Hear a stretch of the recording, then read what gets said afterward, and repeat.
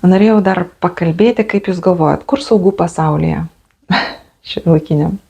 Ar yra vieta, kur saugu? Suprantat turbūt iš mano šypsenos ir tokio pauzės. Saugumo pasaulyje nelieka. Nelieka kodėl?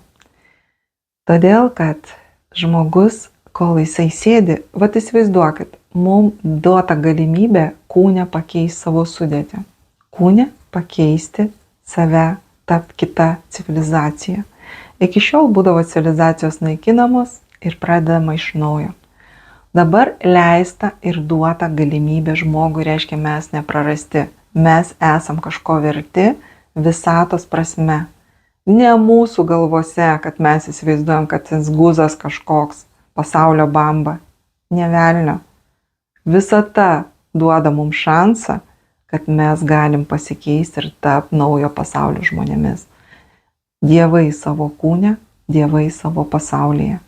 Nes Biblijai parašyta, kad mes panašus, mes esam pagal Dievo paveikslą ir Dievo vidų sukurtas elementas. Mes, kaip sako, 5 elementas. Padarytas, jeigu paprastai, iš kvantų, kurie yra mūsų sistemoje Saulės, apie meilę. Kiekviena jūsų pyktis, agresija, nusivylimas, skausmas yra meilės koncentracija. Labą dieną.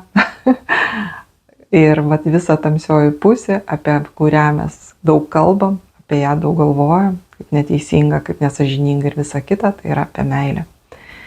Kaip tai suprasti? Labai paprasta. Spauskit bet kurią šviesą, jinai taps juoda. Netgi balta. Tai čia yra mechanizmas, paprasta fizika, nieko daugiau, fundamentali netgi fizika. Ir kaip tai suprasti, kaip pritaikyti prie savęs, savo šito mechanizmo, vadinamo kūnu, materija, kaip pritaikyti prie viso pasaulio, jūsų pasaulio, aplinkinio pasaulio. Visą tai mes mokinamės mokykloje. Webinare duosiu kelias technikas, kad jūs suprastumėte apie ką.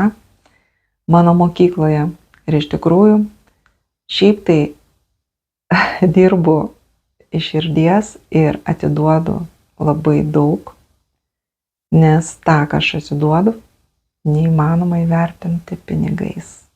Jūs gaunat naują pasaulį, naują save, naują gyvenimą, naują suvokimą apie gyvenimą savo.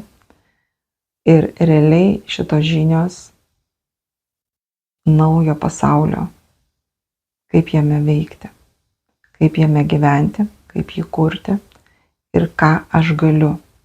Ką aš galiu, individas, kaip individas, ką aš galiu. Ir kai jūs žinosit, kas jūs esat, jūs žinosit, ko jūs norit.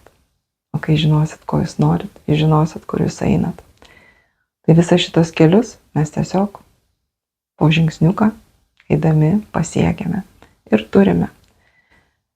Vieną sąlygą - klausyt manęs ir girdėt. Ir jeigu jūs girdit, klausot, darot, jūs turit rezultatą. Vienintelė sąlyga - ateiti, girdėti, klausyti ir daryti.